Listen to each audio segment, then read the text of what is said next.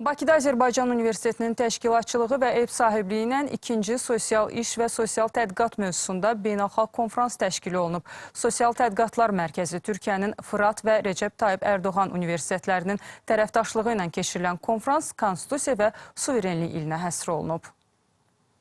Azərbaycan Universitetinin rektoru Səadət Əliyev çıxış edərək rəhbər olduğu ali təhsil ocağının peşəkar kadrlarının hazırlanması istiqamətində fəaliyyətindən danışıb. Bildirib ki, 2009-cu ildən başlayaraq Azərbaycan Universitetində sosial iş sahəsində mütəxəssis hazırlığı həyata keçirilir. Hal-hazırda Azərbaycan Universitetində platforma təklif olunur, elmi platforma təqdim olunur ki, burada da 100-dən artıq məruzələr oxunacaqdır və bu 100-dən artıq məruzələr 25-dən artıq ölkənin nümayəndələrindən ibarətdir. Hesab edirəm ki, müxtəlif bölmələrdə aparılan müxtəlif müzakirələr sosial sahədə Azərbaycan elminin inkişafına müəyyən qədər öz töhfəsini verəcəkdir.